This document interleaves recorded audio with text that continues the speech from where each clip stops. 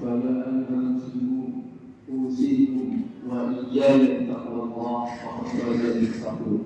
أما بعد، معاشر المسlimin rahimani wa rahimakumullah, saudara-saudara sekalian, satu din Islam, satu aqidah Islam, satu tujuan yang sama-sama mengharapkan gelar abadi, gelar bergengsi di sisi Allah, gelar tertinggi di sisi Allah, yakni al-Qadiyah, ridha Allah Subhanahu wa Ta'ala.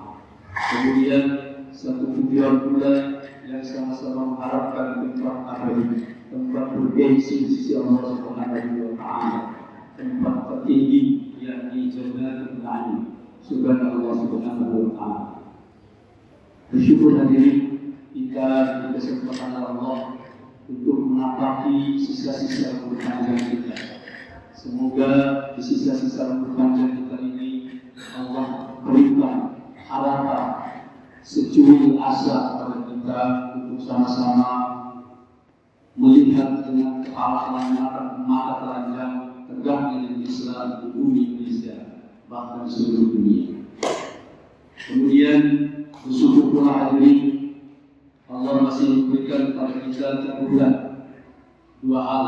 Yang pertama, teguran berupa kejadian-kejadian yang ada dalam Al-Quran atau ayat-ayat qauliyah yang memang setiap hari kita baca dan kita kaji apakah dalam hukum Al-Quran atau Al-Karim. Begitu juga fenomena-fenomena alam yang Allah turunkan dan berikan, ampalkan kepada kita sebagai sebuah pertanggungjawaban kita kepada Allah. Semuanya adalah agar kita beriman dan bertakwa, sebenar-benarnya iman dan sebenar-benarnya takwa kepada Allah.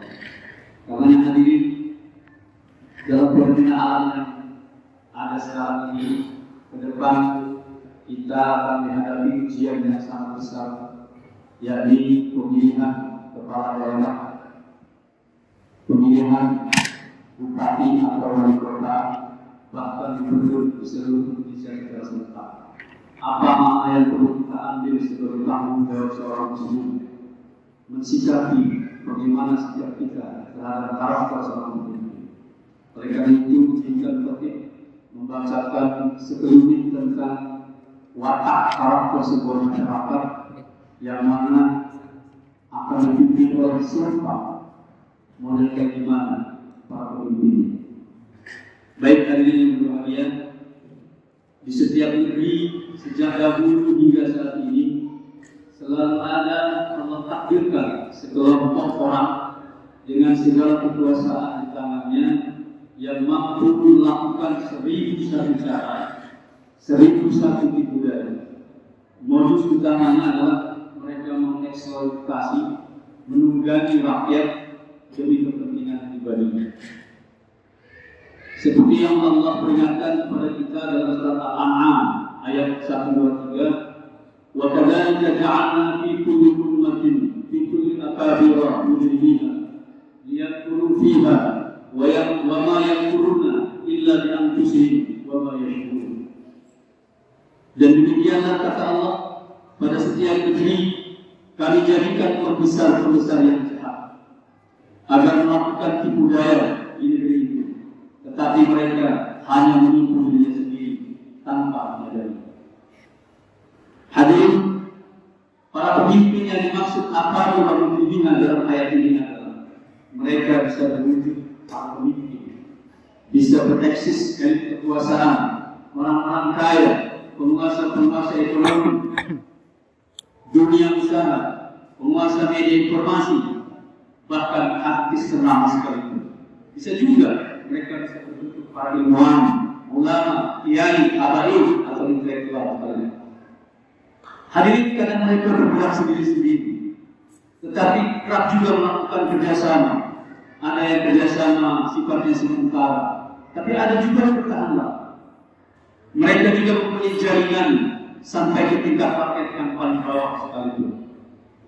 Hadirin, tujuan mereka hanya satu, yaitu mencari dukungan sebesar-besarnya di kalangan rakyat bagi kepentingan mereka. Kepentingan rakyat hanya disentuh ala padanya saja, hanya disentuh sebagai istri, basa-basi, asal kelihatan ada saja. Kemudian rakyat benar-benar dibuat tidak berkutik hadirin, termasuk untuk memenuhi hajat hidupnya yang paling primer sekalipun, yaitu makan misalnya. Jumlah rakyat miskin dari hari ke hari terus bertambah. Demikian juga angka pengangguran. Kehidupan rakyat semakin susah dan sengsara. Hanya dalam kondisi seperti ini mereka gampang beli berapapun harganya. Ma'asyiral muslimin sedang rahimani wa rahmatullah. Yang dibeli oleh para penjahat kelas akap ini hari ini bukan hanya suara rakyat saja, seperti dalam ungkapan dengan Vox Populi, Vox Dei, tetapi sudah berganti Vox Populi, Vox Argentum. Suara rakyat adalah suara benci uang. Melalui kekuatan media dan jaringan yang mereka kuasai, rakyat hanya dapat bersuara apabila suara itu sesuai dengan kepentingan mereka. Penetrasi budaya terjadi sedemikian rupa sampai selera rakyat pun dibentuk oleh mereka. Dalam keadaan seperti ini, kemudian hadirin, rakyat bagaikan kerbau dicucuk di bumi, ditarik-tarik lehernya ke sana kemari. Malu saja. Ma'asyiral muslimin, segala hajat hidupnya yang dicabutkan oleh sekelompok orang yang disebut Allah sebagai akabir wa mujrimina, para pemuka yang melakukan kejahatan. Mereka juga sering disebut dengan julukan orang-orang yang mewah atau al-mukrofu. Allah menjelaskan itulah dalam surah Al-Isra ayat 16. Wa idza aradna an nuhlika qaryatan amarna mutrafiha fa fasaqu fiha fa haqqa 'alaiha al-qawl fa dammarnaha tadmira. Al-Isra ayat 16. Dan jika kami hendak membinasakan suatu negeri, kata Allah, maka kami perintahkan kepada orang-orang yang hidup mewah dari itu agar mentaati Allah. Tetapi bila mereka melakukan kedurhakaan di negeri itu, maka sepantasnya berlakulah terhadap mereka hukuman bagi kami, kata Allah. Kemudian kami binasakan sama sekali itu. Ma'asyiral muslimin, saudara-saudaraku sudah Jumat yang berbahagia. Merujuk pada penjelasan Allah ini, pilihan bagi setiap negeri hanya ada dua hari ini. Apakah mau diarahkan oleh orang-orang muslimin, orang-orang salihin, orang-orang saleh, ataukah orang-orang yang Allah sebut sebagai al-musrafin, orang-orang yang mewah yang berbuat jahat? Tinggal jawabannya nanti, tergantung hati nurani kita. Setiap perkataan 24 jam akan berlaku sanksi di hadapan Allah di akhirat. Ma'asyiral muslimin, bila pilihan kedua yang berjalan, akibatnya bisa juga bukan membawa ke jalan kesejahteraan dan kebenaran. Rakyat justru dibawa menjauhkan dari Allah dan bencana yang menyesalkan. Sedangkan rakyatnya yang ridho diarahkan oleh para muslimin tersebut, mereka akan menuruti apa saja angin yang bertiup kepada mereka. Hadirin, kesimpulannya, inilah yang disebut sebagai prototipe rakyat kerajaan, rakyat feodalisme yang tidak punya jati diri dan kemandirian sama sekali. Hadirin, kemudian para musraf atau orang-orang yang haus kekuasaan tersebut senantiasa berjuang melestarikan sikap dan ciri-ciri rakyat kerajaan. Sebisa mungkin mereka menunjukkan setiap semua gaya kritis pada bulannya dengan uang dan kata-kata. Jika tidak bisa dan tidak mempan, maka dicoba cara-cara hukum dengan membuat konstitusi atau undang yang memadai demi keselamatan kekuasaan mereka selama mungkin. Kalau sikap kritis rakyat tidak juga bisa dibendung hadirin, maka cara-cara kekerasan pun harus diambil. Rakyat yang berdaya mendorong perubahan merupakan ancaman serius bagi kelangsungan kekuasaan dan pengaruh mereka. Pantas hadirin, sejak 1400 tahun yang silam, Allah selalu mengingatkan kita dalam surat Saba ayat 34. Wa ma arsalna fi qaryatin min nadhirin illa qala mutrafuha inna bima ursiltum bihi kafirun. Dan kami tidak mengutus kepada suatu negeri itu, kata Allah, seorang pemberi peringatan pun, melainkan orang-orang yang hidup mewah di negeri itu berkata pada mereka, sesungguhnya kami mengingkari apa yang kami utus untuk menyampaikan. Ma'asyiral muslimin, sedang Jumat rahimani wa rahmatullah. Lantas bagaimana sikap kita, sikap Nabi, sikap Rasul terhadap mereka? Apakah bisa langsung berubah? Bagaimana pengaruh kekuasaan pada para musraf atau orang-orang yang kaya dan orang-orang yang jahat itu membentuk watak rakyat di sekitarnya. Hadirin, saat para pembesar itu menunjukkan sikap menentang para nabi dan rasul, maka rakyat juga ikut-ikutan menentang. Bahkan tidak sedikit yang rela mati untuk membela para tuannya, yang tidak lain para pemeras keringatnya. Inilah sikap kebanyakan rakyat kita dari dulu sampai kiamat. Ini bahkan sampai nanti. Oleh karena itu hadirin, kita perlu sikap sabar, kita perlu waspada dimanapun kita berada. Kita perlu mengajak rakyat dalam bangsa kecil agar bisa mengambil sikap terhadap posisi mereka.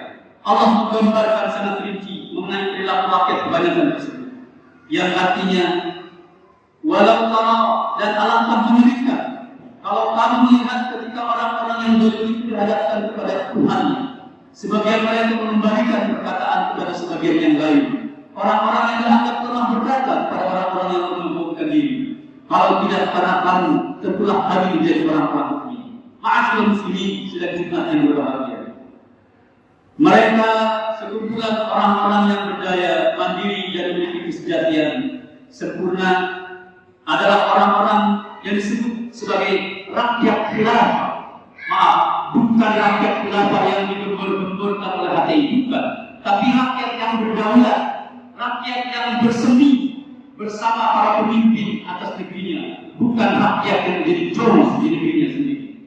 Sebagai akhir dari tausiah ini, mari kita renungkan kembali sebuah hadis Rasulullah SAW. Ketika suatu kaum, apakah mereka termasuk suatu kaum yang dikehendaki baik oleh Allah, ataukah suatu kaum yang sebaliknya? Nabi bersabda dalam sebuah hadis riwayat Ad-Daini, yang artinya, apabila Allah menghendaki kebaikan bagi suatu kaum, maka dijadikan para pemimpin mereka orang-orang yang bijaksana, dan dijadikan para ulama mereka menanam hukum dan pengadilan. Jika Allah jadikan harta benda di tangan orang-orang yang dermawan. Namun sebaliknya, jika Allah menghendaki keburukan bagi suatu kaum, maka Dia menjadikan para pemimpin mereka orang-orang yang buruk, orang-orang yang pandai, yang berakhlak rendah. Dijadikannya orang-orang yang dulu menangani hukum dan pengadilan, dan harta benda dikuasai oleh orang-orang yang kikir. Hadis riwayat Ad-Dailami. Semoga tausiah ini bisa mengungkapkan, bisa mengekalkan keimanan kita di hadapan Allah Subhanahu wa taala. Barakallahu li wa lakum fi kitabil karim wa nafa'ani wa iyyakum bima fihi min al-ayati wa dhikril hakim. Aqulu qawli hadha wa astaghfirullahal azim li wa lakum wa lisa'il muslimin wal muslimat wal mu'minina wal mu'minat innahu huwal ghafurur rahim.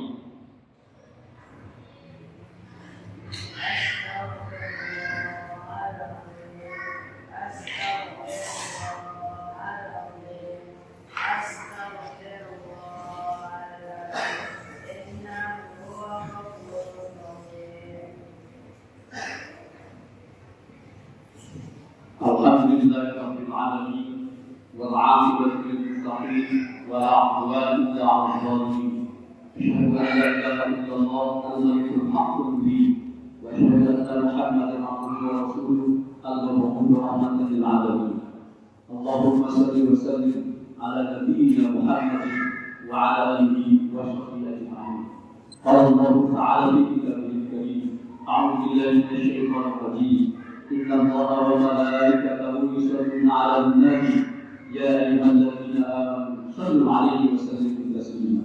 ويا عباد الله أوصيكم وإياي بتقوى الله فقد فاز المتقون. اللهم صل وسلم على نبينا محمد وعلى آله وصحبه وسلم تسليما عدد ما أحاط به علمه وحط به قلمه وأحصاه كتابه. وارض اللهم عن أبي بكر وعمر وعثمان وعلي وعن الصحابة أجمعين وعن التابعين وتابع التابعين وعلينا معهم برحمتك يا أرحم الراحمين. اللهم اغفر للمؤمنين والمؤمنات والمسلمين والمسلمات الأحياء منهم والأموات إنك سميع قريب مجيب الدعوات يا قاضي الحاجة ويا كافي الحكمات. اللهم أصلح لنا ديننا الذي هو عصمة أمرنا، وأصلح لنا دنيانا التي هو معاشنا، وأصلح لنا آخرتنا التي إليك معادنا، واجعل الحياة زيادة لنا في كل خير يا الله، واجعل الموت راحة لنا من كل شر يا الله. ربنا آتنا في الدنيا حسنة وفي الآخرة حسنة وقنا عذاب النار. اللهم يا مقلب القلوب ثبت قلوبنا على دينك. اللهم يا مسرف القلوب صرف قلبنا الى طاعتك. والحمد لله رب العالمين. عباد الله، ان الله يامر بالعدل والاحسان وايتاء ذي القربى وينهى عن الفحش والمنكر والبغي يعظكم لعلكم تذكرون. فاذكروا الله عليما يذكركم واشكروه نعم يزدكم واسالوا من فضيلتكم ولذكر الله اكبر.